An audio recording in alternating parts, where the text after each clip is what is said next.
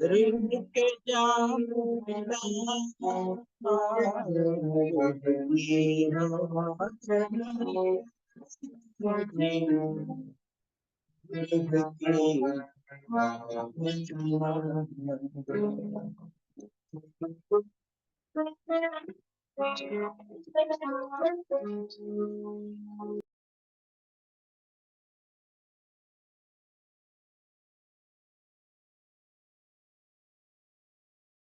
Number में करिए call.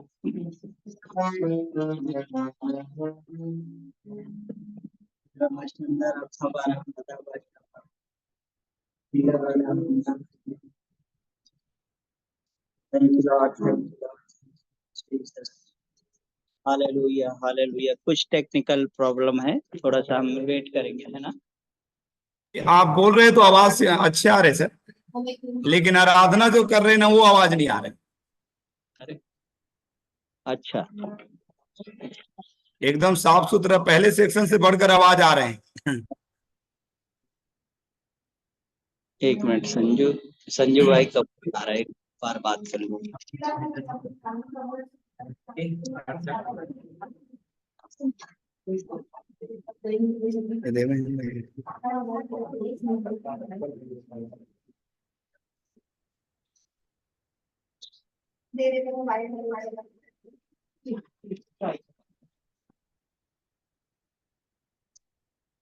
Hello, हाँ सर,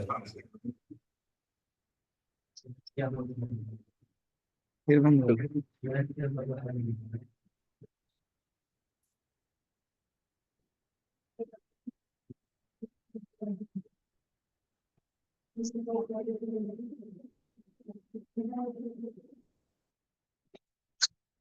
एक मिनट।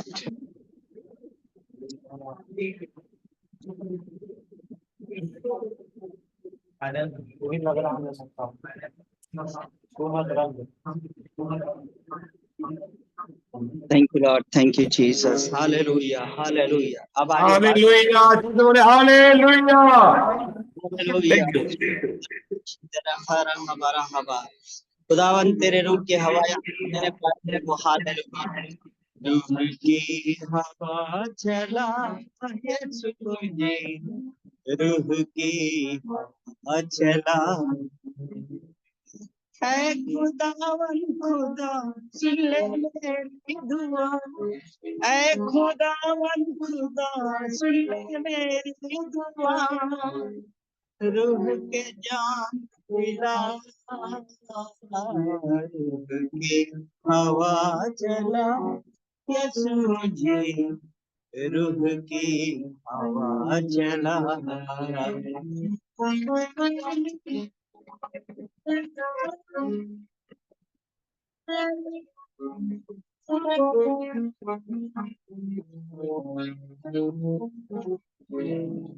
जब चले हवा तेरे रूह की, पाते हैं शिफा सब रोगी।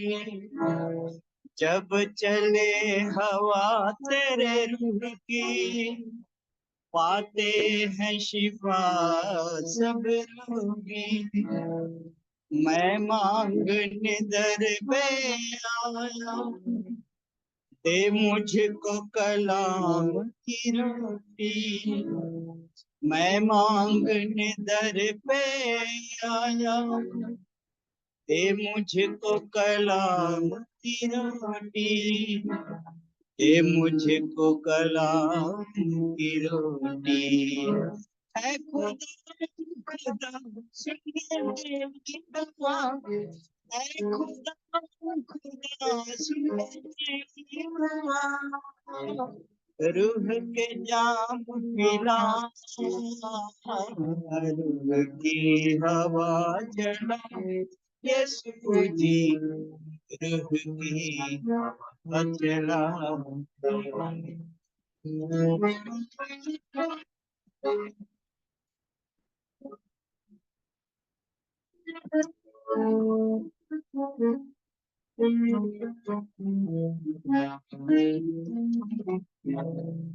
सारी दुनिया का ये सुरूर है, तेरी बाहों में कितना सुरूर है।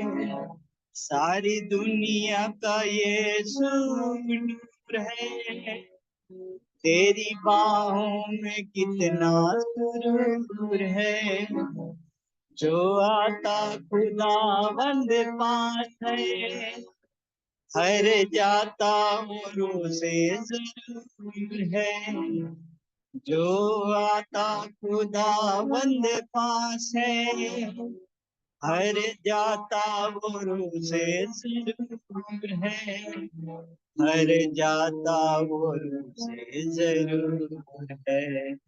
ऐ खुदावंद खुदा सुन ले मेरी दुआ, ऐ खुदा सुन ले मेरी दुआ।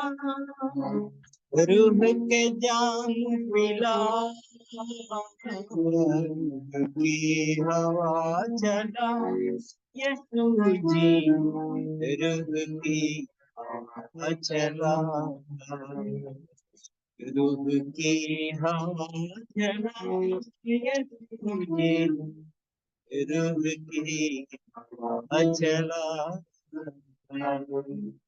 Yes, Lord Jesus, hallelujah. रिबाला हंदा बशी खिरी बारा हाथा बशंबा। धन्यवाद करते प्रेम पिता परमेश्वर तेरी सुंदर उपस्थिति के लिए प्रभु।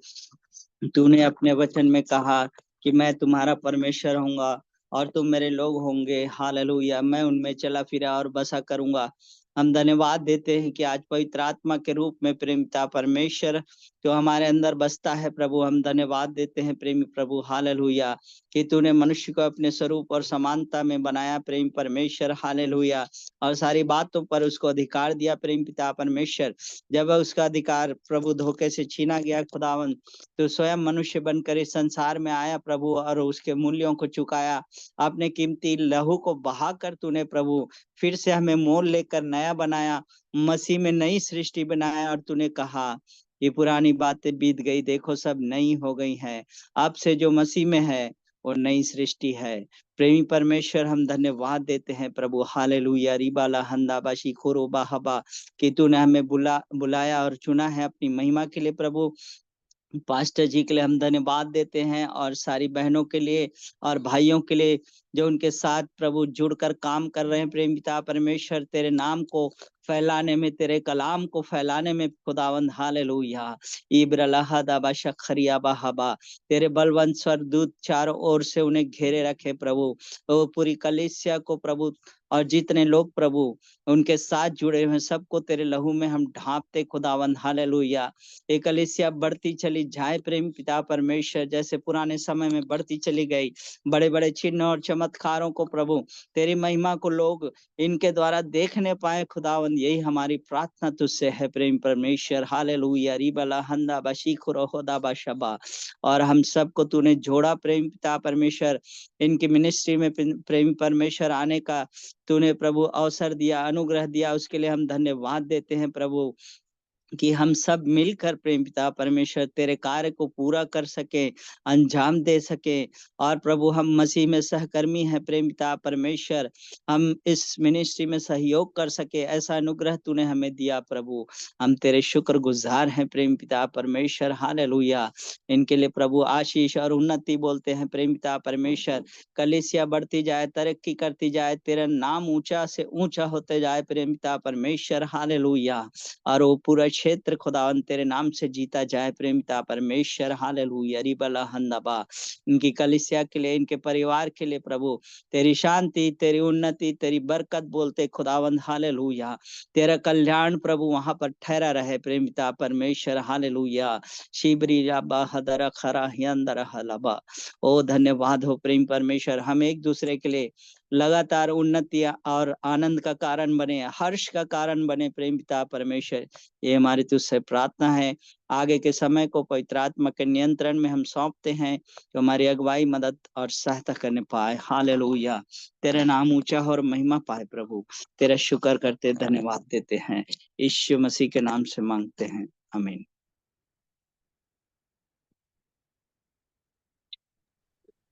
अभी निकाल आइए हम परमेश्वर का धन्यवाद सचमुच में प्रभु के दास जीतू भैया का बहुत ही धन्यवाद करते हैं, जिन्होंने सचमुच उनकी आराधना के द्वारा, प्रार्थना के द्वारा ऐसे लग रहे हैं कि हमें पास में होते तो एकदम गले मिलते हैं और रोते चिल्ला चिल्ला के रोते हैं, ऐसे लग रहे हैं। इतना उपस्थिति महसूस कर रहा हूं मैं परमेश्वर का धन्यवाद करता हूं हृदय से, और प्रभु के दासों का भी, और हमारे आदरणीय प्रभु के प्रिय दास को भी देख रहे हैं कि हमारे नाग सर को भी, इनको भी ऐसा लग रहा है कि हमें चुभने का इच्छा हो रहे हैं, है ना, गले से लगाने का इच्छा हो रहे हैं। धन्यवाद करते हैं कम से कम इस उपवास की घड़ी में भी और जूम में भी इन्होंने कीमती समय निकाला। इनके लिए मैं संपूर्ण हृदय से धन्यवाद करता हूँ नाग सर को, पास्टर नाग को, और जितने हमारे और प्रभु के दास लोग हैं उन सब को, और जिनको हो सकता है मैं नहीं जानता हूँ अगर जुड़े होंगे तो उनको भी बहुत बहुत धन्यवाद करता हूँ। और सचमुच प्रभु के प्रिय दास, अति प्रिय दास ही कहूंगा मैं जीतू भैया को, क्योंकि उनके गीत के द्वारा परमेश्वर की महिमा अत्यधिक मंडरा रहे हैं। और सच में अभी ऐसे लग रहा था कि काश हमारे भैया होते तो हम उन्हें गले से लगाते और चूमते और रोते चिल्ला करके, क्योंकि आत्माएं जब आती हैं तो आंख से आंसू भर जाता है, डबडबा जाता है आवाज से भी। और धन्यवाद करता हूँ 40 दिन पूरा होने पर हमारे माता और बहनों ने, जितने हमारे लाडली बहनों ने, उन्हें भी हमारा जी चाहता है कि हम गले से लगे, आंसू बहाए। रियली में मेरे प्रेम ही सब कुछ है और प्रेम पाप नहीं करता है। इसलिए सोचो बहुत दिन बाद भले जुमे में आए हमारे प्रभु के दास ने, पर कितने आनंद आ रहे हैं, कितने आनंद का कोई सीमा ही नहीं है। और बाइबल में लिखा है तेरे निकटता में आनंद की भरपूरी है, तेरे निकटता में आनंद की भरपूरी है। सो हम ज्यादा समय, 1 मिनट भी हम समय नहीं लेना चाहते हैं। सो आदरणीय प्रभु की लाडली बेटी, हमारे आदरणीय प्रभु के प्रिय दास, अति प्रिय दास जीतू भैया की प्रिय पत्नी है बहन नीलिमा को मैं सम्मान पूरी कलेसिया और जू में बड़े धमाकेदार तालियों के साथ हम स्वागत करते हैं। और आज इस उपवास की घड़ी में भी तो आएंगे और परमेश्वर के कलाम पे हम सबको, हमारे माता और बहनों को उत्साहित करने का प्रयास करेंगे। और बहुत ही मैं धन्यवाद करता हूँ, हमारे माँ समान है, आदरणीय माँ हो आप, हमारे उम्र में भी माँ समान हो, आत्मा में भी माँ, इसलिए हम सह सम्मान सादर आपको आमंत्रित करते हैं। आप आएंगे और हमारे भाई बहनों को और इस कलीसिया का आसपास के सारे माता और बहनों के लिए भी संपूर्ण हृदय से धन्यवाद करते हैं। कलाम भी परमेश्वर का है, दास दासी भी परमेश्वर का है। सो प्रभु की अति प्रिय लाडली दासी माँ समान बहन नीलिमा को एक बार फिर से हाथ जोड़कर मैं आमंत्रित करवाएंगे और अपना समय परमेश्वर के वचन के द्वारा हम सबको उत्साहित करेंगे। Thank you.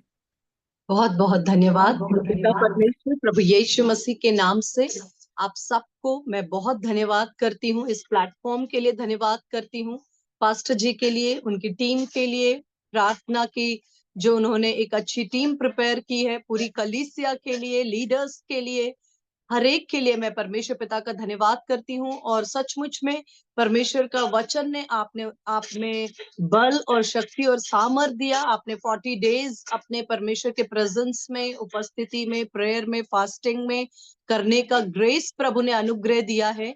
और ये बातें हम सोचते हैं कि आप लोगों ने जो फास्टिंग प्रेयर की है, ये आत्मिक जगत में एक बहुत बड़ी शिफ्ट और बदलाव को ऑलरेडी स्क्रिप्ट कर चुकी है। ऑलरेडी बहुत सी चीजें शिफ्ट हो चुकी हैं, ऑलरेडी बहुत से प्रधानताएं, अंधकार की सामर्थ, टेरिटोरियल जो क्षेत्रीय अंधकार की बातें हैं वो गढ़ गिराए गए हैं और परमेश्वर के सुसमाचार के लिए आकाश स्वच्छ किया गया है। लोगों के हृदय तैयार हुए हैं बेदारी के लिए। लोगों के हार्ट्स को आपने अलग अलग क्षेत्रों में, प्रार्थनाओं में, जब आप अन्य भाषाओं में प्रार्थना कर रहे थे, हम नहीं जानते आत्मा किस रीति से हमें लीड कर रहा है और कौन कौन से क्षेत्रों में सुसमाचार के लिए नए द्वार आपने ओपन कर लिए हैं और लोगों के हृदयों को तैयार किया है। तमाम प्रकार के आत्मिक अंधेपन से लोगों को आपने डिलीवर किया है। और हम विश्वास करते हैं कि जब परमेश्वर अपने लोगों को फास्टिंग प्रेयर के अंदर लीड करते हैं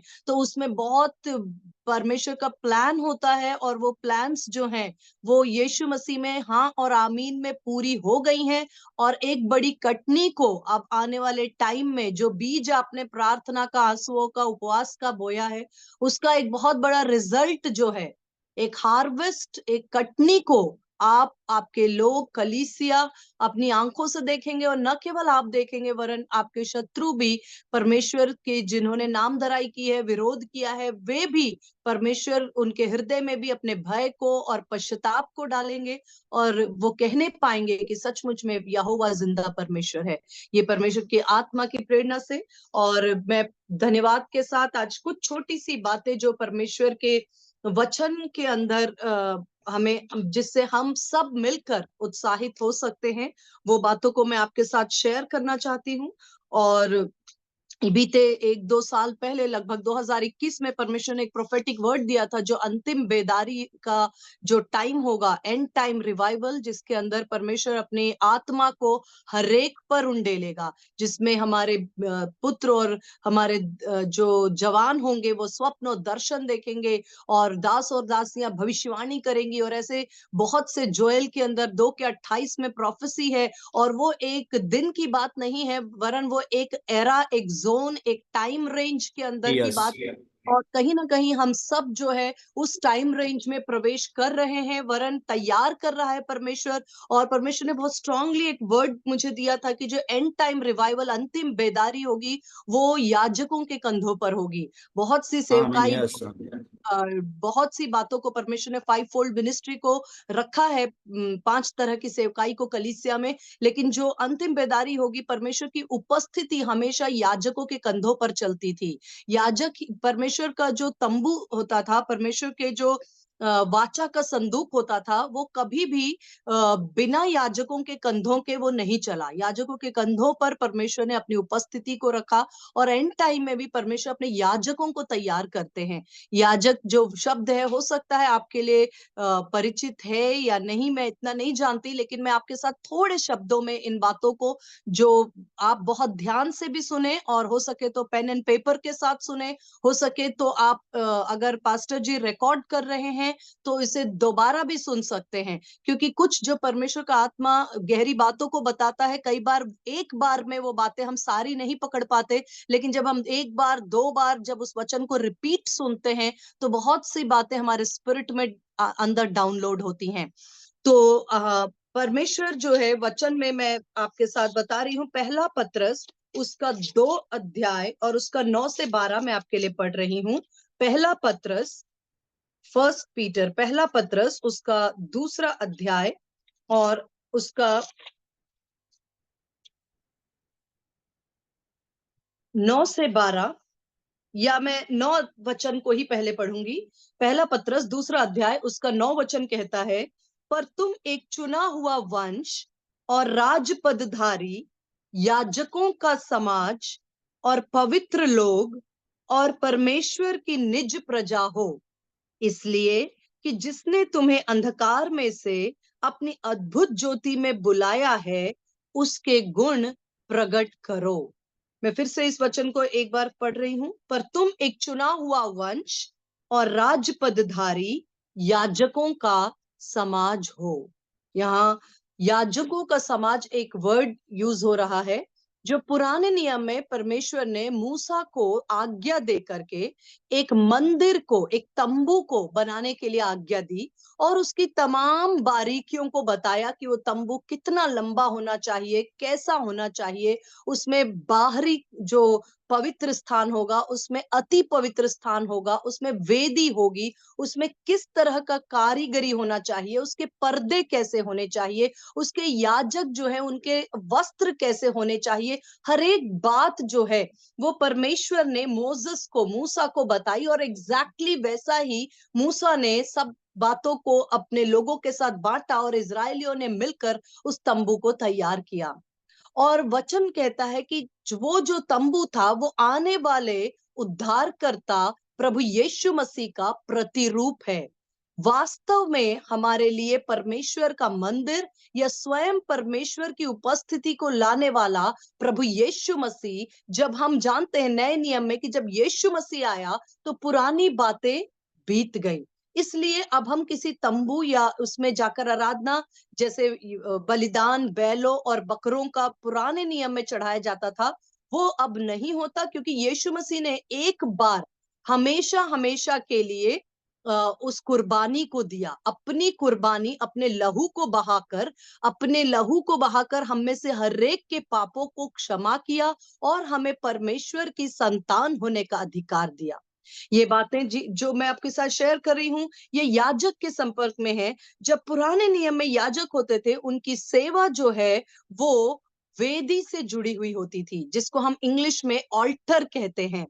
याजक की सारी सेवा वेदी से जुड़ी हुई होती थी, क्योंकि आप लोग एक प्रार्थना करने वाली कलीसिया और प्रार्थना से प्रेरित कलीसिया हैं, इसलिए परमेश्वर इन बातों को आपके साथ और अधिक स्पष्ट रीति से आपको उत्साहित करने के लिए होली स्पिरिट दे रहे हैं कि जो याजकों का सबसे एक इंपॉर्टेंट काम होता था, उनसे कहा गया था कि वेदी की आग कभी बुझने ना पाए। उनसे कहा गया था कि वेदी पर दिन में और रात में हमेशा जो आग है, जो अग्नि है, जो दीपक है, जो दिया है, जो ज्योति है, वो जलती रहनी चाहिए, वो कभी बुझनी नहीं चाहिए। और आज आप कहेंगे कि सिस्टर, आज कहाँ है वो वेदी, आज कहाँ है वो आग, आज क्या है? परमेश्वर का वचन को मैं आपके साथ कुछ बातों को बताऊंगी। निर्गमन की पुस्तक उसका 29, निर्गमन उसका 29, निर्गमन उसका 29, मैं कुछ वचनों को आपके लिए पढ़ रही हूं। निर्गमन 29 का सबसे पहले 37, और वेदी परम पवित्र ठहरेगी और जो कुछ उससे छू जाएगा वो भी पवित्र हो जाएगा। वेदी परम पवित्र ठहरेगी, जो कुछ उससे छू जाएगा वो भी पवित्र हो जाएगा। उसके बाद 42 से पढ़ रही हूं। निर्गमन उसका मैं 29 चैप्टर 29 का अब मैं 42 से पढ़ रही हूं। तुम्हारी पीढ़ी से पीढ़ी यहोवा के आगे मिलाप वाले तंबू के द्वार पर नित्य ऐसा ही होम बलि हुआ करे। ये वो स्थान है जिसमें मैं तुम लोगों से इसलिए मिला करूंगा कि तुमसे बातें करूं। ये बहुत इंपॉर्टेंट बात है कि थैंक यू ब्रदर, तुम्हारी पीढ़ी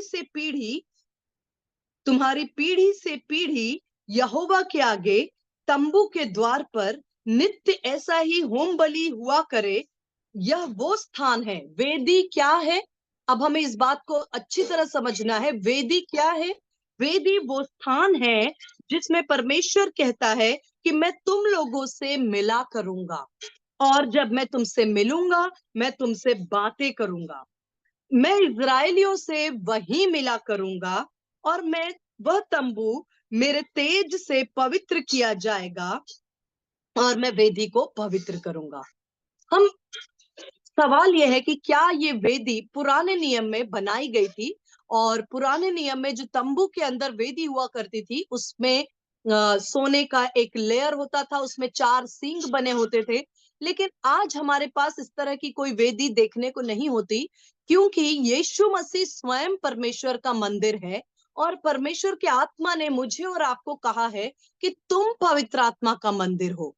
अब हमारी वेदी बाहर नहीं है, अब हमारी वेदी किसी और स्थान पर नहीं है, लेकिन परमेश्वर का आत्मा कहता है तुम स्वयं परमेश्वर का मंदिर हो और तुम पवित्र आत्मा का मंदिर हो। और मेरा और आपका जीवन जो यीशु मसीह के वचन में लिखा है, वेदी वो स्थान है। अब मैं आपसे कहना चाहती हूँ, जब आप एक काम को निरंतर एक स्थान पर करते हैं, जैसे आप लगातार प्रेयर करते हैं किसी स्थान पर, लगातार 1 साल 2 साल कई वर्षों तक या प्रतिदिन करते हैं, तो उस स्थान पर एक तरह से उस स्थान पर आप जो है एक वेदी का निर्माण कर चुके होते हैं।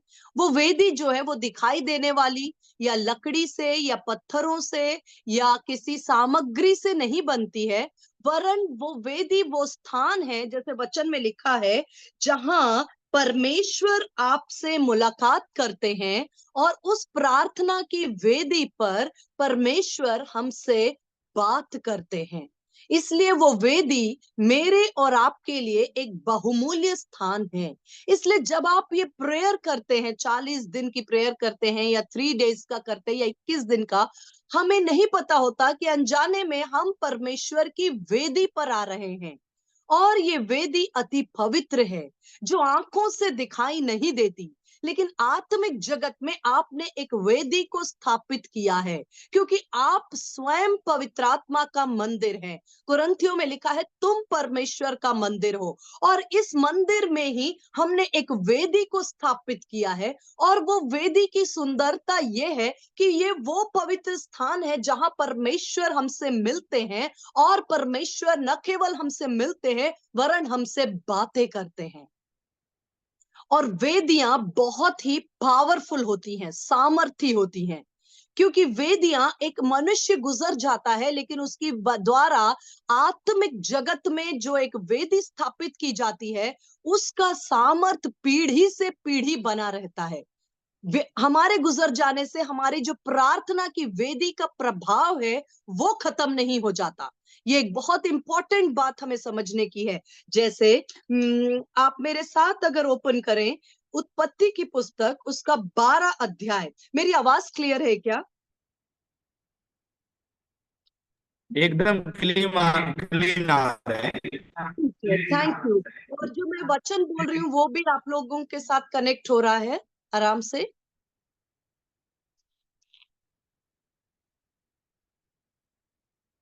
वचन क्लियर हो रहा है, कनेक्ट हो रहा है?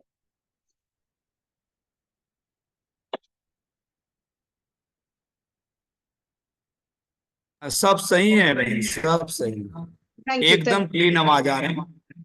जी धन्यवाद, थैंक यू पास्टर जी। उत्पत्ति 12 अध्याय, बहुत इंपॉर्टेंट बातों को, हम आत्मिक बातों को परमेश्वर आज हमारे साथ में एक बहुमूल्य खजाने के रूप में हमारे साथ शेयर कर रहे हैं।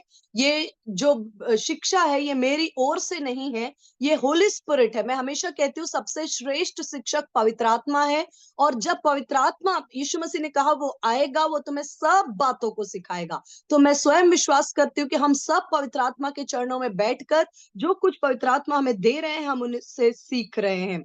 और उत्पत्ति 12 की 8 में लिखा है, इब्राहिम के विषय में लिखा है कि तब अब्राहम, यहोवा ने अब्राम को दर्शन देकर कहा, यह देश मैं तेरे वंश को दूंगा। उसने वहां यहोवा के लिए, जिसने उसे दर्शन दिया, एक वेदी बनाई। मैं फिर से पढ़ रही हूं 12 का 7। तब यहोवा ने अब्राम को दर्शन देकर कहा, यह देश मैं तेरे वंश को दूंगा। और उसने वहां यहोवा के लिए, जिसने उसे दर्शन दिया, एक वेदी बनाई। फिर 8 वचन, वहां से आगे बढ़कर अब्राहम पहाड़ पर आया जो बेतेल के पूर्व की ओर है, और अपना तंबू उस स्थान पर खड़ा किया जिसके पश्चिम में तो बेतेल और पूर्व में एई है। वहां भी उसने यहोवा के लिए एक वेदी बनाई और यहोवा से प्रार्थना की। पुराने नियम में जो हमारे परमेश्वर, हमारे जो विश्वास के पिता अब्राहिम और इजहाक और याकूब, इनके जीवन का एक विशेष बात यह है कि ये जब भी कहीं अपना तंबू बनाते थे वहीं ये वेदी भी बनाते थे। यानी कि जहां हम निवास करते हैं वहां परमेश्वर के प्रार्थना का भी भाग होता है। जहां कहीं इब्राहिम ने तंबू बनाया उसने वहीं अपने लिए एक वेदी भी बनाई, जहां परमेश्वर ने उससे बातें की और परमेश्वर ने उससे मुलाकात की। परमेश्वर ने उसके भविष्य के विषय में, उसके आने वाली संतान के विषय में, और बहुत पावरफुल, इनफैक्ट यीशु मसीह के उद्धारकर्ता के विषय में भी परमेश्वर ने इब्राहिम को भविष्यवाणी के जो बहुत ही इंपॉर्टेंट और कीमती बातें हैं उनको वेदी पर परमेश्वर ने जाहिर किया। तो मेरे और आपके लिए, जब हमें कहना चाहती हूं, कई बार विश्वासी जब प्रार्थना करते हैं तो शत्रु हमें निराश करता है। क्या फायदा हो प्रार्थना करने से? देखो तुम प्रार्थना कर रहे हो, बाहर कुछ भी बदलाव नहीं दिखता, या कुछ हो ही नहीं रहा है, या ये व्यक्ति जल जैसा कल है वैसा ही है, या बहुत सी बातों को शत्रु जो है हमें निराश करने के लिए कहता है। लेकिन परमेश्वर का वचन कहता है कि हमारी मन की आंखें ज्योतिर्मय हो जाएं। हमारी मन की आंखों से यदि हम देखते हैं, तब हमें पता चलता है कि जब आपने प्रार्थना की एक वेदी बनाई है, तो उस वेदी पर परमेश्वर ने आपसे मुलाकात की और आपसे बातें की हैं। और वो बातें 1 दिन, 2 दिन, 1 वर्ष, 2 वर्ष की नहीं, वरन पीढ़ी से पीढ़ी के लिए वेदी अपनी सामर्थ और परमेश्वर के वचन के साथ स्थिर रहती है। हालेलुया। यहाँ इब्राहिम ने लिखा है कि वहां परमेश्वर के लिए वेदी बनाई, फिर उसने एक तंबू बनाया, अपना घर बनाया, और वहीं उसने परमेश्वर को पुकारा और एक वेदी बेतेल नाम के स्थान पर बनाया। अभी इसके आगे 28 अध्याय उत्पत्ति, उसका 28 अध्याय मैं आपको वेदी की सामर्थ के विषय में भी बता रही हूं, जो कि प्रार्थना की वेदी की सामर्थ है। उत्पत्ति 28 अध्याय, यहाँ हम सब जानते हैं इब्राहिम का एक पुत्र हुआ जो परमेश्वर ने उसे आशीष के रूप में दी, इसहाक।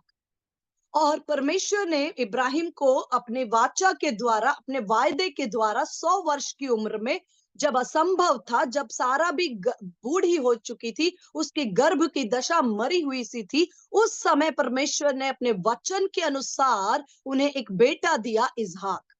और इसहाक के 2 पुत्र हुए, याकूब और एसाव, हम सब जानते हैं। ठीक है। अब एक छोटा बेटा, इब्राहिम का बेटा इसहाक, इसहाक का बेटा याकूब। अब हम देखते हैं कि याकूब, जो कि इब्राहिम का पोता था, उसके जीवन में परमेश्वर ने इब्राहिम के द्वारा बनाई हुई वेदी से किस प्रकार उसके जीवन में परमेश्वर ने अपनी आशीषों को रिलीज किया। 28 अध्याय में लिखा है, 28 अध्याय में 11 वचन से मैं पढ़ती हूँ। याकूब बेरशेबा से निकलकर हारान की ओर चला। उसने किसी स्थान पर पहुंचकर रात वहीं बिताने का विचार किया, क्योंकि सूर्यास्त हो चुका था, और इसलिए उसने उस स्थान के पत्थर में से एक पत्थर लेकर अपना तकिया बनाकर रखा और उस स्थान पर सो गया। तब उसने स्वप्न में क्या देखा कि एक सीढ़ी पृथ्वी पर खड़ी है और उसका सिरा स्वर्ग तक पहुंचा है, और परमेश्वर के दूत उस पर चढ़ते और उतरते हैं, और यहोवा उसको उसके ऊपर खड़ा होकर कहता है, मैं यहोवा तेरे दादा इब्राहिम का परमेश्वर, इसहाक का परमेश्वर, जिस भूमि पर तू लेटा है उसे मैं तुझे और तेरे वंश को दूंगा। तेरा वंश भूमि की धूलि के किनकों के समान होगा, और पश्चिम, पूर्व, उत्तर, दक्षिण चारों ओर फैलेगा। तेरे वंश के द्वारा पृथ्वी के सारे कुल आशीष पाएंगे। और सुन, मैं तेरे संग रहूंगा, जहां कहीं तू जाए वहां तेरी ऐसी रक्षा करूंगा, और तुझे इस देश में लौटा ले आऊंगा। मैं अपने कहे हुए को जब तक पूरा न कर लूं, तब तक तुझको न छोड़ूंगा। तब याकूब जाग उठा और कहने लगा, निश्चय यह इस स्थान में परमेश्वर यहोवा है, और मैं इस बात से अनजान था। उसने भय खाकर कहा, यह स्थान क्या ही भयानक है, ये तो परमेश्वर का भवन है, और वरन स्वर्ग का फाटक है। और उसने उस स्थान का नाम बेतेल रखा। मैंने आपके सामने इस पोर्शन को, वचन के भाग को पढ़ा। क्या जानते हैं, याकूब जो है, जब अपने भाई एसाव को उसने चीट किया, आशीषों को लेने के लिए धोखा दिया, अपने भाई एसाव को धोखा दे करके उसने पहलोठों की भी आशीष ले ली, और अपने पिता इसहाक की भी आशीषों को लेने के बाद डर के कारण वो छुपकर भाग रहा था। उस समय उस एक स्थान पर जाकर वो रुक गया, और उसने देखा रात हो चली है, मुझे यहाँ आराम करना चाहिए। उसी स्थान के एक पत्थर को लिया और उसने अपने सिर पर टेक किया, और जैसे ही सोया, वहां उसको एक स्वर्ग का स्वप्न प्रकट हुआ। क्या आप जानते हैं, ये वही स्थान है जहां इब्राहिम ने बेतेल में एक वेदी को बनाया और परमेश्वर को पुकारा। इब्राहिम उस समय जीवित था या नहीं, ये मैं नहीं जानती, लेकिन उसके पोते को उस स्थान पर परमेश्वर ने दर्शन दिया, जिस वेदी को इब्राहिम ने वर्षों वर्षों वर्षों पहले प्रार्थना के लिए खड़ा किया था। एक व्यक्ति गुजर सकता है, लेकिन उसके द्वारा तैयार की हुई प्रार्थना की वेदी उसके पीढ़ी से पीढ़ी के लिए परमेश्वर से मुलाकात करने का, स्वर्ग के फाटकों को खोल देने का, और परमेश्वर के वायदों को, परमेश्वर की भविष्यवाणी को, परमेश्वर के आने वाली बातों को रिलीज करने का आत्मिक जगत और इस भौतिक जगत के मिलाप का एक पावरफुल सामर्थी स्थान होती है वेदी। ये हल्की बात नहीं है जब परमेश्वर के लोग प्रार्थना में बैठते हैं और वेदियों को स्थापित करते हैं। वो हमारे जीवन काल से भी आगे जाकर, समय की सीमाओं को पार करके, हमारे आने वाले पीढ़ियों को भी स्वप्न और दर्शन के द्वारा परमेश्वर की बातों को बताने की सामर्थ रखती है, जो आपने प्रार्थना की वेदियों को खड़ा किया है। Hallelujah, hallelujah. इब्राहिम ने उस वेदी को खड़ा किया, उसकी एक पीढ़ी हो गई, इसहाक उसका पोता उसी स्थान से गुजरा और उसने जीवित परमेश्वर का दर्शन पाया। उसने स्वर्ग के फाटकों को खुला हुआ देखा, उसने स्वर्ग दूतों को चलते फिरते देखा और उस स्थान पर परमेश्वर ने अपने वचन के अनुसार लिखा है, ये वेदी अति पवित्र होगी क्योंकि मैं अपने लोगों से यहाँ मुलाकात करूंगा और मैं उनसे बातें किया करूंगा।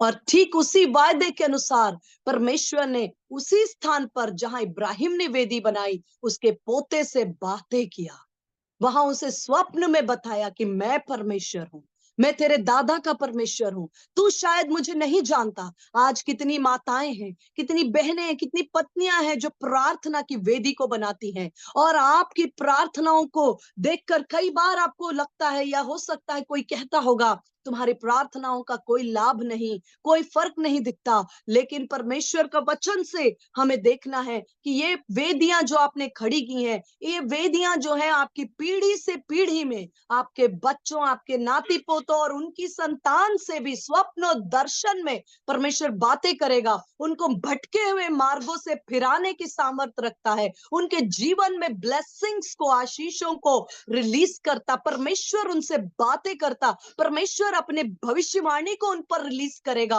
वो भय खाएंगे और परमेश्वर के आगे अपने सरों को झुकाएंगे। जो काम आज आप करते हैं वो आज खत्म होने वाला नहीं है, वरन हमने अनंत काल की वेदियों को स्थापित किया है और अनंत काल के लिए अंधकार के गढ़ों को ढाया है, उद्धार और छुटकारे के भाग को न केवल अपने लोगों के लिए, उन क्षेत्रों के लिए, वरन हमने आने वाले टाइम्स के लिए भी प्रार्थनाओं को किया है। मैं एक बार एक वचन सुन रही थी कि जब पुराने समय में इंग्लैंड में और विश्व के अलग अलग भागों में बहुत बड़ी बेदारी पूरे यूरोप के अंदर एक बड़ी बेदारी का समय था।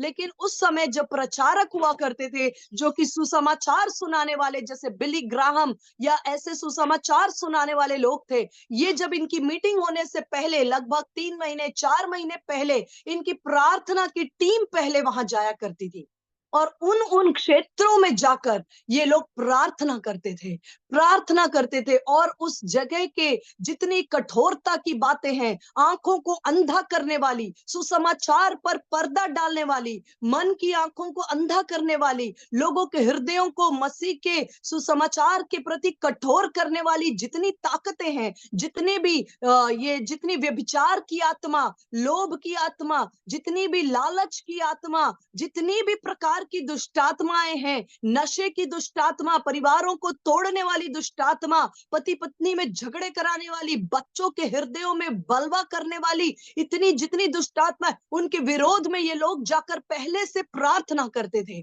उसके बाद जब सुसमाचार प्रचार होता था तो ऐसा लगता था कि सुसमाचार प्रचारक ने कुछ प्रचार करना आरंभ भी नहीं किया, उसने सिर्फ ये कहा परमेश्वर तुमसे प्रेम करता है, और लोगों ने टूट कर मन फिराया। ये सामर्थ सुसमाचार सुनाने वालों में नहीं, ये सामर्थ हमारी सुंदर बातों में नहीं, ये हमारे स्पीच या हमारी बातचीत की सामर्थ्य या सुंदरता नहीं है, ये परमेश्वर की आत्मा का कार्य है जो लोगों को तोड़ता है। और लोग जब जैसे ही बोलते थे गॉड लव्स यू, बस इतना कहना था कि वहां के लोग रोकर पश्चाताप करते थे। और जब वो लोग वेदी पर उद्धार के लिए और मन फिराव के लिए ऑल्टर कॉल देते थे तो वो सोचते थे कोई 10 लोग आएंगे या 20, लेकिन पूरी की पूरी शहर जो है, पूरे के पूरे लोग जो है, वो अपना जीवन यीशु मसीह को देने के लिए आगे आ जाते थे। ये परमेश्वर के वेदी की सामर्थ होती है। अगर शत्रु ने हमारे प्रार्थना की सामर्थ को और हमारी समझ को अगर उसने कमजोर करने की कोशिश की है, यदि निराश करने की कोशिश की, आज हर एक झूठ यीशु के नाम से टूट जाए। क्योंकि शत्रु आरंभ ही से झूठ का पिता है, वो झूठ को गढ़ता है, वो निराश करता है। लेकिन मैं आपको कहना चाहती हूँ, जितने विषयों पर आपने प्रार्थनाएं की हैं, उन सब बातों की एक बड़ी कटनी को आप देखेंगे, और वरन आपके आने वाले वंश भी उनको देखेंगे। वेदियां जो है वो बहुत ही सामर्थी होती हैं। जिस तरह से मैंने बताया कि अब्राहम ने एक वेदी को खड़ा किया, लेकिन उसके पोते ने भी उस वेदी की सामर्थ को अपने जीवन में अनुभव किया, और परमेश्वर ने उससे वहां बातें की। जब परमेश्वर की वेदी पर, पास्टर जी मेरे पास कितना टाइम है, एक बार बताएंगे? टाइम ले सकते हैं, जितना ले सकते हैं आप, जितना समय ले सकते हैं। आपके टाइम का आदर करते हैं। आप सब लोग बहुत ही, सुबह भी बिजी, शाम को भी, तो हम आपके टाइम का आदर करते हैं, रिस्पेक्ट करते हैं, और टाइम बाउंड्री के अंदर रहकर मैं एक दो बातों को बोलकर प्रार्थना में जाना चाहूंगी। और इस तरह का जो परमेश्वर के वचन की खरी शिक्षा है, इस अंतिम दिनों में बहुत जरूरी है, क्योंकि वचन के लिखा है, तेरे वचन के खुलने से प्रकाश होता है। और शत्रु जितनी निराशा की बातें, जितनी झूठ की बातें, जितनी बातों को वो हमारे जीवनों में गढ़ों के रूप में बनाना चाहता है, लेकिन अगर परमेश्वर के वचन की ज्योति आती है तो वो सारे अंधकार की बातें टूट जाती हैं। और परमेश्वर के वचन में लिखा है कि हम, in your light shall we see light, हम तेरे प्रकाश में प्रकाश को देखते हैं, हम तेरे प्रकाश में प्रकाश को देखते हैं। हालेलुया। जब परमेश्वर ने उस पुराने नियम में वेदी को बनाया, उसमें 4 सींग परमेश्वर ने कहा बनाओ। वो 4 सींग जो है वो वेदी के चारों ओर थे। मेरे पास लैपटॉप होता तो मैं आपका उसका एक चित्र दिखा पाती, मेरे पास है उसकी चित्र, लेकिन फोन पे मेरे को इतना ज्यादा करना नहीं आता है, स्क्रीन शेयर करना वगैरह। लेकिन मैं कभी और मौका दिया, प्रभु ने अनुग्रह दिया, तो मैं जरूर आपको चित्र के साथ दिखाऊंगी कि वेदी पर 4 सींग होते हैं। और कहीं ना कहीं परमेश्वर ने अपने लोगों को मूसा के द्वारा कहा कि वो सींग को जो थाम लेगा, वो प्रोटेक्शन, वो सुरक्षा है। जब कभी, एक उदाहरण है, अदोनिजा, अदोनिजा जो सुलेमान का भाई, सोलोमन का भाई था, जब सोलोमन ने जब अदोनिजा को लगा कि अब मेरे प्राणों की कठिनाई आ चुकी है, वो भागकर उसने उस वेदी के सींगों को थाम लिया। मंदिर में जाकर उसने वेदी के सींगों को थाम लिया। क्यों? क्योंकि परमेश्वर ने वायदा किया था कि जो कोई इन वेदी के सींगों को थाम लेगा, फिर उसके ऊपर किसी तरह का कोई भी कहना चाहिए हमला नहीं किया जा सकता। तो जैसे ही अदोनिजा जो सोलोमन का भाई था, वो दौड़कर जाकर अपने प्राणों को बचाने के लिए उसने वेदी के सींगों को पकड़ लिया, तो सोलोमन ने उस समय उसके प्राणों को बख्श दिया, उसके प्राणों को हानि नहीं की, क्योंकि ये परमेश्वर का वचन था कि सिंह वेदी को जो थाम लेगा उसकी सुरक्षा की जाएगी। मैं कहना चाहती हूँ, ये वेदी कोई और नहीं, हमारे लिए स्वयं प्रभु यीशु मसीह है, हमारे लिए स्वयं यीशु मसीह है। और ये सींग और कुछ भी नहीं, उसके चरित्र की उत्तमता है। हम एक सींग के विषय में कहें तो वो है परमेश्वर के वचन की खराई। यदि हम प्रार्थना करते हैं तो हम परमेश्वर की वेदी पर आकर उसके सींग को थाम लेते हैं। जब कभी हम प्रार्थना करते हैं आत्मिक रीति से, हम उस वेदी के सींगों को थाम लेते हैं। हमें दिखाई नहीं देता, पर वास्तव में आपने उसके सींगों को थामा है। क्या है वो सींग?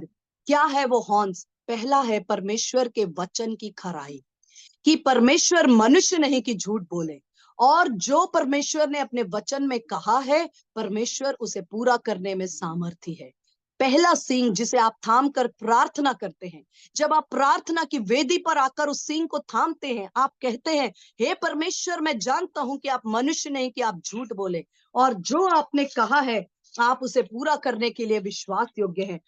गिनती की पुस्तक 23 के 19 में लिखा है, गिनती की पुस्तक 23 के 19 में लिखा है, God is not man that he should लाई। गिनती की पुस्तक 23 के 19 में लिखा है कि परमेश्वर मनुष्य नहीं कि झूठ बोले, और जो कुछ परमेश्वर ने वायदे और प्रोमिसेस आपसे किए हैं, परमेश्वर उसको पूरा करने के लिए अपने वचन के लिए खरा है। ये एक बात है जिसे थाम कर हमें प्रार्थना करना है, क्योंकि कई बार जब प्रार्थना करते हैं, लेकिन यदि हमें ये नहीं पता होता कि परमेश्वर ने मेरे इस परिस्थिति के विषय में कौन सा वचन दिया है। जैसे एक बार मेरी बात हो रही थी एक भाई से, उन्होंने मुझे कहा कि सिस्टर, मैं बहुत समय से अपने आर्थिक परिस्थितियों के लिए प्रार्थना कर रहा हूँ। जयपुर की बात है, आर्थिक परिस्थितियों के लिए कि मेरे ऊपर बहुत कर्जा है और बहुत सारे दबाव हैं, बहुत सारा संघर्ष है।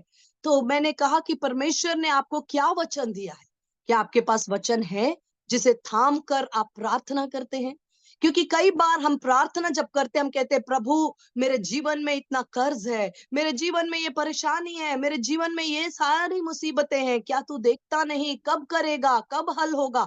परमेश्वर के लोगों, ये रोना और पीटना है, ये प्रार्थना नहीं है। आपको पता है ये यीशु मसीह के शिष्यों ने यीशु मसीह से क्या कहा? हे गुरु, हमें प्रार्थना करना सिखा। आपको पता है ऐसे क्यों बोला? जबकि वो लोग यहूदी थे और शिष्य जो है यहूदी थे, और यहूदी लोग बचपन से ही प्रार्थना करना उनके जीवन का एक भाग होता है। वो लोग प्रार्थना करना सिखाते हैं अपने बच्चों को, प्रार्थना करना और सारी बातों को सीख कर वो लोग बड़े होते हैं। लेकिन ऐसा क्या उन्होंने यीशु मसीह के जीवन में देखा कि उन्होंने यीशु मसीह से इतने बड़े होने के बाद कहा, प्रभु आप हमें प्रार्थना करना सिखाइए? इसलिए कि उन्होंने देखा कि यीशु मसीह की प्रार्थना फर्क है। हम एक प्रार्थना करते हैं, लेकिन यीशु मसीह की प्रार्थनाओं में रिजल्ट्स हैं। अंधे देखते हैं, लंगड़े चलते हैं। यीशु मसीह की प्रार्थना से आंधी और तूफान थम जाते हैं। यीशु मसीह की प्रार्थना से मुर्दे जिलाए जाते हैं। यीशु मसीह की प्रार्थना से 5,000 7,000 की भीड़ तृप्त होती है। जब उन्होंने इन परिणामों को, रिजल्ट्स को देखा, उन्होंने कहा प्रभु ये प्रार्थना हमें भी सिखा। और ये प्रार्थना का जो कुंजी है वो यही है जो यीशु मसीह ने कहा, हे पिता मैं तेरा धन्यवाद देता हूं कि तू सदा मेरी सुन लेता है। उसे यीशु मसीह को अपने पिता पर भरोसा था कि मैं जब प्रार्थना करता हूं, मैंने उस सींग को थामा है कि जो परमेश्वर ने कहा है, परमेश्वर अपने वायद मनुष्य नहीं है कि वो कहकर पलट जाए। उसने कहा है तो पूरा करेगा। मेरे प्रियो, यदि आज आपके पास कोई भी परिस्थिति है, हो सकता है शरीर की तकलीफ हो सकता है आर्थिक तकलीफ हो सकता है परिवार में नशे की समस्या है, हो सकता है कि आपके बिजनेस की प्रॉब्लम है, हो सकता है जॉब की प्रॉब्लम है, हो सकता है कोई भी प्रॉब्लम है, बच्चों की पढ़ाई से रिलेटेड समस्या है। आप 1 या 2 या 3 वचन परमेश्वर के वचन में से निकाल लीजिए। यदि आप स्वयं नहीं निकाल पाते हैं, जैसे धन के विषय में लिखा है, ये व्यवस्था विवरण 8 के 18 में लिखा है कि तू अपने परमेश्वर यहोवा को याद रखना।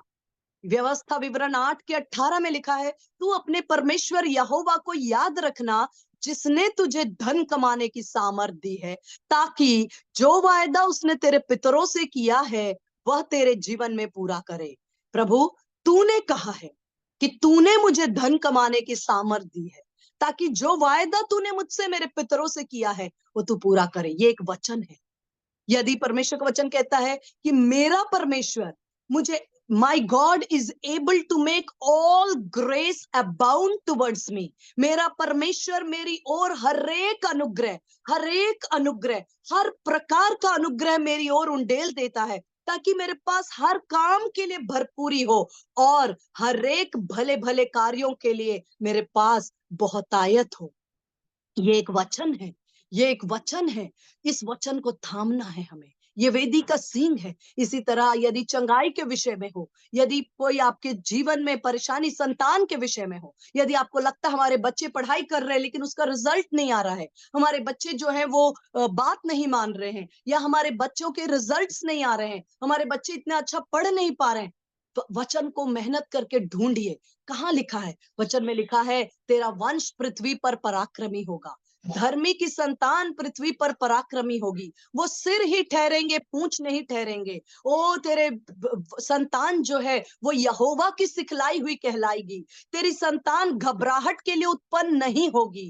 तेरी संतान की शांति बड़ी होगी। परमेश्वर का वचन कहता है कि तेरी संतान पृथ्वी पर पराक्रमी होगी, और उसके मुख से, उसके संतान के मुख से परमेश्वर का वचन कभी अलग न होगा। ये सारे वचनों को वेदी के सींग के समान थाम लीजिए और परमेश्वर के वचन को थाम लीजिए। जो दिखता है उन बातों से बढ़कर परमेश्वर के वचन को, प्रभु तूने मेरे संतान के विषय में ये ब्लेसिंग्स दी हैं, ये वचन दिया है, और तू मनुष्य नहीं कि तू झूठ बोले। और यही वचन परमेश्वर आप मेरे संतान के जीवन में, वरन मेरे पीढ़ी से पीढ़ी में ये वचन पूरा होगा। हमारी पीढ़ी से पीढ़ी के मुख से परमेश्वर का वचन अलग ना होगा। एक वचन, 2 वचन, 3 वचन निकाल लीजिए अपने लिए, जैसे आपकी क्षमता है। यदि आप स्वयं नहीं कर सकते, आप पास्टर जी की मदद लीजिए। आप उनसे कहिए कि प्लीज आप इस विषय पर मुझे 4-5 वचन निकाल कर दीजिए, ताकि उन वचनों पर मैं मनन करूं, उन वचनों को अपने अंदर संभालूं, उन वचनों को रात दिन उसके अंदर। यहोशू से परमेश्वर ने कहा, व्यवस्था की ये पुस्तक तेरे चित्त से न उतरने पाए, रात और दिन तो इस पर मनन किया करना, तब तेरी सफलता उत्तम होगी, तेरे आगे जीवन भर कोई ठहर ना सकेगा। बी एब्सॉर्ब्ड परमेश्वर के वचन से और बातों से नहीं। हमारा जैसे कंप्यूटर में हार्ड डिस्क होता है ना, वैसे हमारे ब्रेन में भी हार्ड डिस्क होता है। उस तरह से अपने दिमाग में बहुत सारी बातों को स्थान न दे, बहुत सारी बातों को स्थान न दे। बहुत सारी बातों पे अगर हम बहुत ज्यादा उन बातों को अपने मेमोरी में, अपने ब्रेन में अलग अलग बातों को स्थान देते हैं, तो हम परमेश्वर के वचन के अंदर जो है अपने आप को सोख नहीं कर पाएंगे। क्योंकि जब परमेश्वर का वचन आपके दिल में, आपके दिमाग में, आपकी आत्मा में, आपकी नस नस में पूरी तरह कंट्रोल और कब्जा लेगा, वो आपके उठते बैठते मनन का विषय बन जाएगा। जिन विषयों पर आप प्रार्थना करते हैं, आप उनके रिजल्ट्स को देखने में देर नहीं करेंगे। Hallelujah, hallelujah. परमेश्वर का वचन आपका, मैंने कहा वेदी के सींगों को थामना। आज आप स्वयं परमेश्वर की वेदी हैं, यीशु मसीह परमेश्वर की वेदी है, और सींग को थामना उसके वचन को थामना है, उसके वायदों को थाम लेना है, और जानना है कि परमेश्वर अपने वायदों को पूरा करने के लिए न केवल सच्चा है, लेकिन सामर्थी भी है। वो सच्चा परमेश्वर भी है, वो सामर्थी परमेश्वर भी है। कई बार आप हमारे अंदर इच्छा होती है, कई बार हमारे अंदर इच्छा होती है, लेकिन हमारे पास वो काम करने की सामर्थ नहीं होती। हम हृदय से तो सच्चे हैं, लेकिन हमारे पास वो सामर्थ नहीं है। लेकिन परमेश्वर की सुंदरता यह है कि वो सच्चा भी है और सामर्थी भी है। जिन वायदों को परमेश्वर करते हैं, उसको पूरा करने के लिए वो खरे हैं, और उसको पूरा करने के लिए सामर्थी भी है। लिखा है कि परमेश्वर ना तो सोते हैं ना ऊंघते हैं, ना वो थकते हैं। जवान थक जाते हैं, लेकिन परमेश्वर पर जो बाट जोहते हैं, वे ना थकित होते हैं ना श्रमित होते हैं, वरन वो उकाब के समान नया बल प्राप्त करते हैं। वो दौड़ेंगे और थकेंगे नहीं, वो चलेंगे और श्रमित ना होंगे।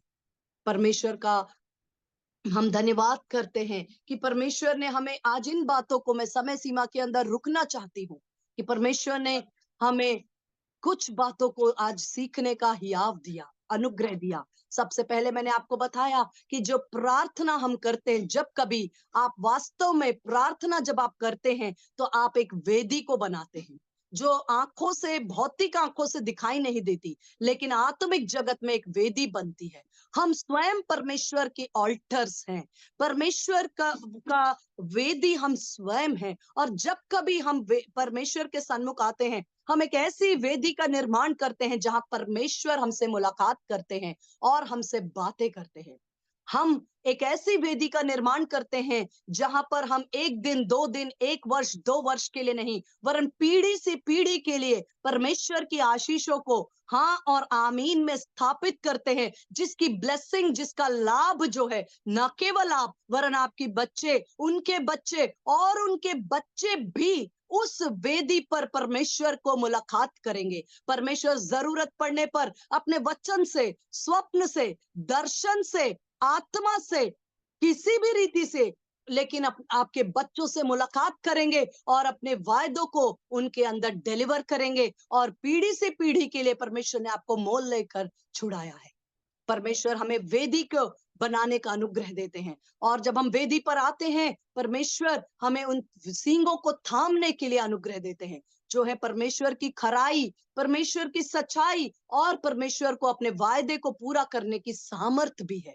परमेश्वर खरा भी है और सामर्थी भी है। ये बातें मुझे और आपको अनुग्रह देती है, हियाव देती है कि जब हम प्रार्थना करते हैं, परमेश्वर के पास निकट आने वाले को विश्वास करना चाहिए कि वो है, और अपने ढूंढने वाले को वो प्रतिफल देता है।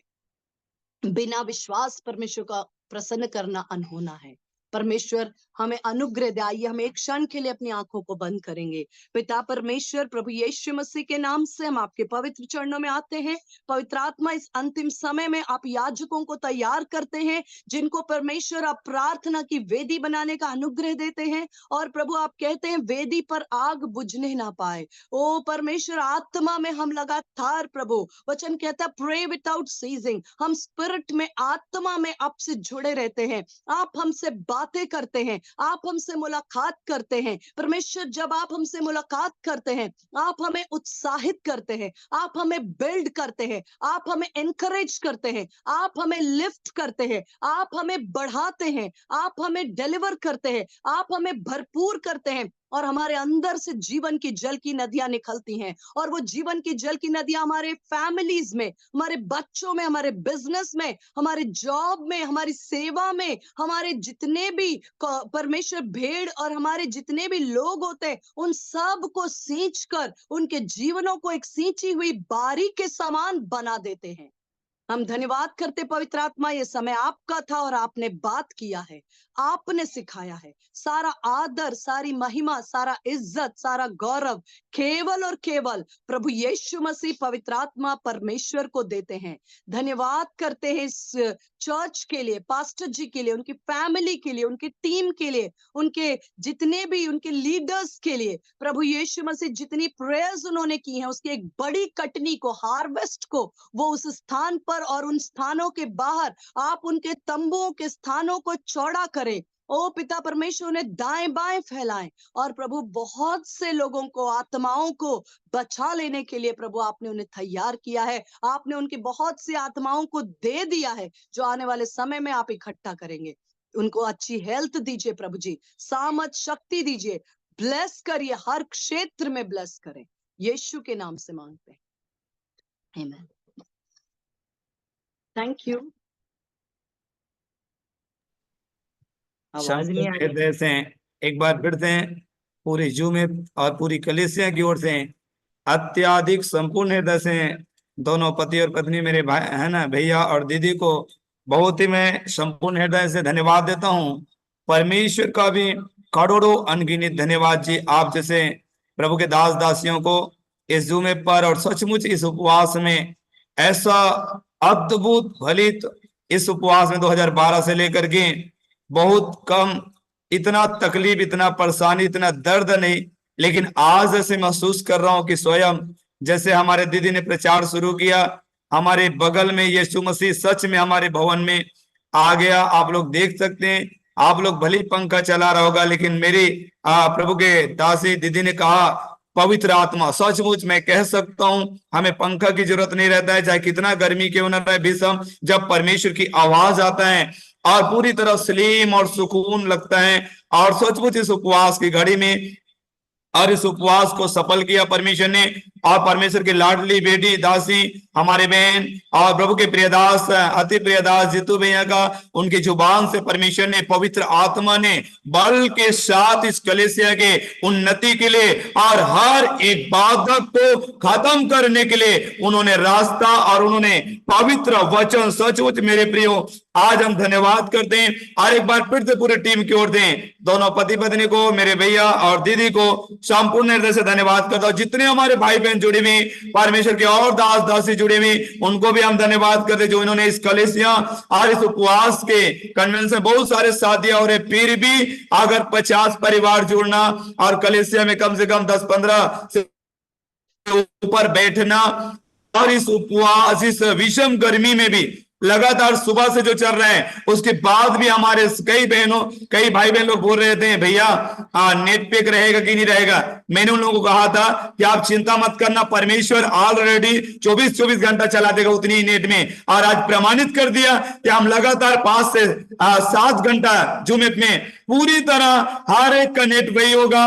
वही मोबाइल होगा। मैं विश्वास करता हूं क्योंकि प्रभु ने कहा, प्रभु की प्रिय लाडली दास ने कहा, यहोशू 1:8 जिनको हम रोज कहते हैं, परमेश्वर के वचन, एक एक वचन ताया हुआ है। और कितनी सुंदर समय, सटीक समय, सुंदर सुरीली आवाज में परमेश्वर की आत्मा पवित्र आत्मा ने हमारे दीदी के द्वारा और प्रभु के दास भैया के द्वारा आज हम सब से बातें किया। और मैं विश्वास करता हूं कलीसिया आने वाले दिनों में जब आप लोग आओगे इससे 100 गुना बढ़ोतरी को देखोगे। मैं विश्वास करता हूं क्योंकि यहाँ पर उनकी उपस्थिति है, यहाँ पर उनकी उपस्थिति है और परमेश्वर की महिमा। और क्योंकि जब परमेश्वर की उपस्थिति आता है, कल ही मैंने और गवाही एक बताया, भीषण गर्मी में जब 2 घंटा शादी दे रहा, इतने गर्मी में कहा कैसे इनको पंखा की जरूरत नहीं पड़ रहा है। जब परमेश्वर की आवाज, जब परमेश्वर की उपस्थिति हमारे बीच में होता है, हमें कोई पंखा नहीं, कोई कूलर नहीं, कोई और एसी की जरूरत नहीं, क्योंकि हमारा यीशु हमारे लिए एसी बन जाता है, हमारे लिए छाव बन जाता है, हमारे लिए जब हमें धूप की जरूरत है। और बाइबल में लिखा है जो कुछ आपको चाहिए आपके मांगने से पहले प्रभु ने आपके लिए, मेरे लिए रखा हुआ है। इसीलिए इन दिनों सब में सर्वश्रेष्ठ बात प्रेम, और प्रेम परमेश्वर है। आज सचमुच में मैं एक बार फिर से धन्यवाद करूंगा हमारे दीदी और भैया को, और जितने हमारे और आदरणीय पासवान जो है, प्रभु के दास लोग जुड़े हुए, हमारे भाई लोग जुड़े हुए और बुजुर्ग दास लोग जुड़े हुए हैं। दादाजी आपका भी बहुत बहुत धन्यवाद, सबको बहुत बहुत धन्यवाद करते हैं। और आज के कन्वेंशन के लिए, आज के प्रचार के लिए एक बार फिर से हमारी पूरी कलीसिया की ओर से दीदी नीलिमा को संपूर्ण हृदय से धन्यवाद करते हैं। और इसी तरह हमारी छोटी सी कलीसिया में आप आते रहिएगा, और आप दोनों आते रहिएगा। और आप लोगों का भवन है ये, और प्रभु का भवन तो सबका भवन होता है, मेरा तेरा तो होता ही नहीं, और अपनापन है। हालेलुया। तो संपूर्ण हृदय से हम, जब आपका इच्छा हो, जब आपको लगे कि नहीं हमारे भाई के साथ जुड़ना है, हमारे भाई को और आत्मिक रीति से हमें बढ़ाना है, तो आप जरूर, आपका स्वागत है। संपूर्ण हृदय से धन्यवाद करते आप आते रहिएगा। और संपूर्ण हृदय से धन्यवाद आपके परिवार, आपकी कलीसिया, और जहां जहां पर आप जाते हैं परमेश्वर इतना ब्लेस करें और बल के साथ उतरे। पवित्र आत्मा तेरे बेटे को और ज्यादा से ज्यादा आप आत्मा में भरकर आप इस्तेमाल करना। और तेरे दास भैया को भी गीत के द्वारा, प्रार्थना के द्वारा आप अपने महिमा को लेना। और जितने हमारे भाई बहन जुड़े हुए, सच में मेरे प्रभु मैं और दुआ करने की और बोलने की जरूरत नहीं। सटीक समय, कम समय में हमारे दीदी और भैया ने अद्भुत रीति से हमारी इस कलीसिया को भरपूरी के साथ दिया है, और भरपूरी के साथ आप लोग रिसीव करो। और हम आखिरी प्रार्थना में जाते हैं, और इस 40 दिन उपवास प्रार्थना सफल प्रभु ने किया, हम धन्यवाद करें। और धन्यवाद की प्रार्थना के लिए प्रभु की प्यारी लाडली बेटी कोई, हमारे प्रभु के दास पास्टर सुशील गोयल यहाँ पर जुड़े हुए हैं, तो मैं साथ सम्मान सादर आमंत्रित करूंगा आज के कन्वेंशन के लिए, आज के कार्यक्रम की सफलता के लिए, और आज के प्रार्थना के लिए, उपवास के लिए। आप धन्यवाद की प्रार्थना कर देंगे छोटे से। Thank you.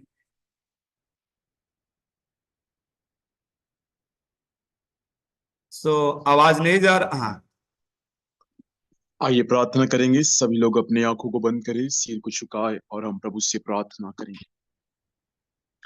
सर्वशक्तिमान, प्रेमी, दयालु, अनुग्रहकारी, कृपालु परमेश्वर पिता, हम धन्यवाद देते हैं प्रभु जी इस उपवास प्रार्थना के लिए। परमेश्वर पिता, आपने प्रभु जी अपने भक्तों को इन बातों के लिए उभारा प्रभु की वे और उनका सारा कलीसिया परमेश्वर पिता इन उपवास प्रार्थना में आपकी दुहाई दे सके। प्रभु जी हम धन्यवाद देते हैं, जितने विषय, जितने बातों के लिए परमेश्वर पिता उपवास प्रार्थना रखा गया, परमेश्वर पिता हम विश्वास करते हैं प्रभु जी आपने हाँ और आमीन के साथ परमेश्वर पिता उत्तर दिया है। हम आपको तहे दिल से परमेश्वर पिता धन्यवाद देते हैं। विशेष करके पिताजी आपके दास का सेवकाई यीशु के नाम में आशीषित हो, सेवकाई बढ़ता रहे, और अनेक लोगों के लिए स्वामी और भी सेवकाई आशीष का कारण बनने पाए। अनेक गांव में स्वामी सेवा का नए नए रास्ता खुलने पाए। अनेक परिवार यीशु के नाम से बचा लिए जाए।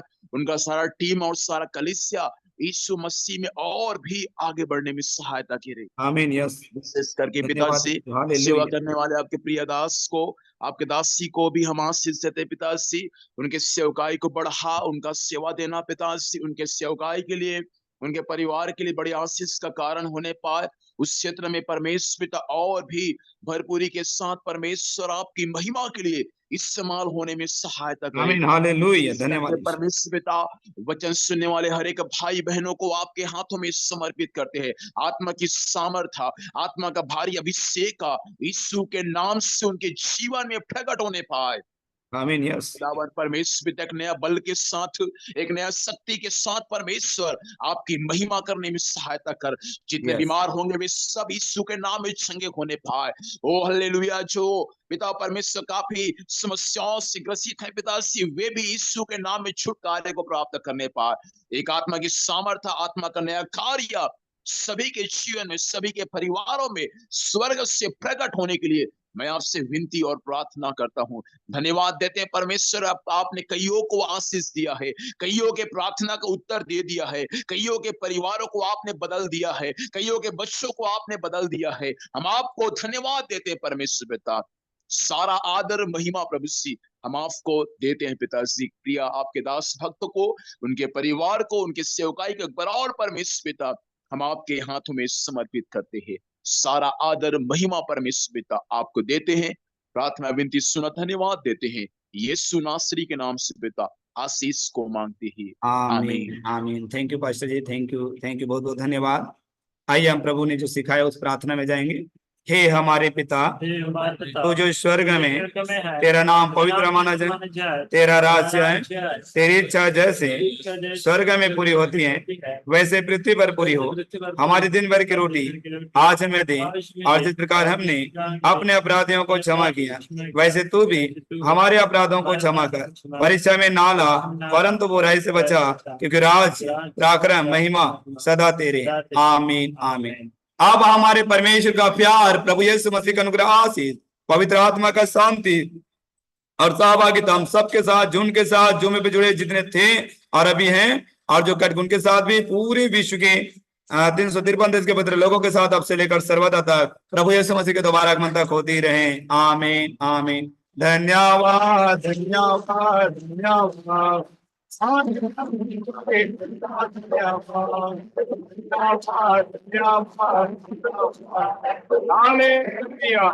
सबको जय मसीह। बहुत बहुत धन्यवाद जीतू भैया, नीलिमा बहन और सारे हमारे माता और बहनों को सबको धन्यवाद जय मसीह की। कल फिर मिलते हैं आमने सामने भवन पर 10 बजे, और उसके बाद लगातार 5 बजे जितने हमारे भाई बहने आते रहे, और प्रभु के दास दासी लोग हमारी छोटी सी कलीसिया को उत्साहित करने के लिए आप लोगों को जब कभी महसूस होता है कि आप लोग सादर आमंत्रित हैं, आते रहेंगे। थैंक यू सबको जय मसीह। तब तक के लिए विदा लेते हैं, और कल फिर मिलते हैं रविवार को 10 बजे, और फिर 5 बजे फिर जुमे पे हमारे भाई बहनों के साथ प्रतिदिन जुड़ते रहते हैं हमारे भाई बहन। इन लोगों के लिए लगातार आप लोग दुआ करते रहेंगे, प्रभु के सब दास दासी लोग। Thank you. लगातार कंटिन्यू जो लगातार 5 साल 6 साल से जुड़ रहे हैं जूम में भी, और 13 साल से कलीसिया चल रहे हैं लगातार। एक भी दिन बंद में कई सताव आया और कई प्रॉब्लम आया, लेकिन आज परमेश्वर सब प्रॉब्लम को खत्म करके और आज के प्रचार से और बहुत ज्यादा समस्याओं को खत्म कर दिया, ऐसा मैं विश्वास करता हूँ। थैंक यू जीतू भैया, थैंक यू नीलिमा बहन, थैंक यू।